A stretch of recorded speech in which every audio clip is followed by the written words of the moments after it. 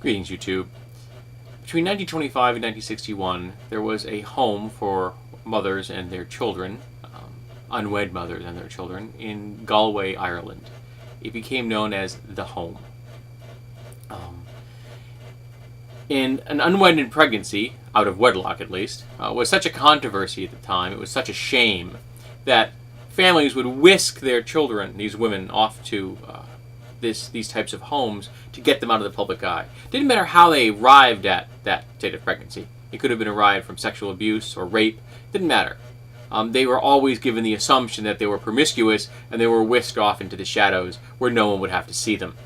I actually saw something very similar to that in the 1970s, which stunned and amazed me when I watched a family completely disenfranchise their own daughter who got pregnant outside of marriage, and she had to move in with her boyfriend's family. And even though her boyfriend didn't want her anymore, she was still there during the pregnancy. And this particular home, over the course of its existence, almost 40 years, had a fairly high rate of fatalities amongst these babies. And that was due to the fact that these children were being completely and utterly ignored as far as their health needs were concerned. They were malnourished. They were starving to death. They weren't being cared for.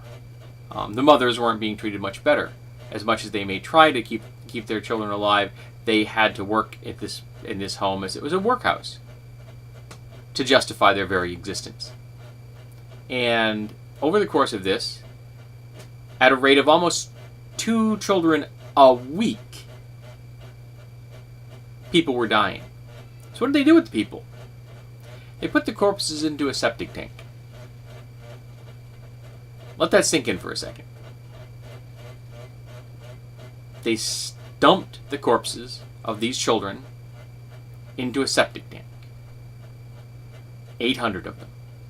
800 of them. Thankfully, we have Kathleen Corliss, whose last name I am probably butchering, who is a local historian, who eventually asked, where did the bodies go? She remembers the home babies, the kids that were from that school, and how they were utterly ostracized by the community at large. They were completely ignored because they were the product of a promiscuous mother, at least as far as Irish culture was concerned. Didn't matter how she actually had gotten pregnant, that was immaterial.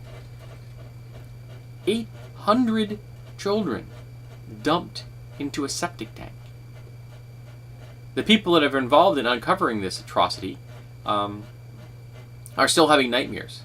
They're absolutely and utterly shaken to their core by what they found. All in a place run by the Catholic Church, by nuns. Another shining example of Catholic atrocities against the world. Now, originally I was going to call this Uncovering More Catholic Shame, but no. I actually don't believe for a heartbeat that the Catholics had any shame about this. If they had a shred of shame in their souls, the Catholic Church and the people that run it would have made sure that these children were cared for. Would have made sure these children went on to become productive members of society. But they didn't do that. They let them die, and they dumped them into a septic tank. Which is why this particular video has the title it does. Because this is an atrocity. This is a crime this crime alone should have the kind of thing that breaks the Catholic Church, but of course it won't. And people will continue to support the Catholic Church. They will continue to donate money at an incredible rate and make sure that the leaders of the Catholic Church can continue to live in palaces. Wear pretty red shoes and flowing white dresses.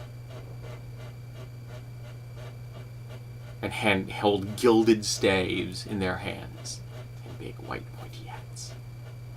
All things I'm sure Jesus would have been really on board for. Because he was all about letting the little children suffer, now wasn't he?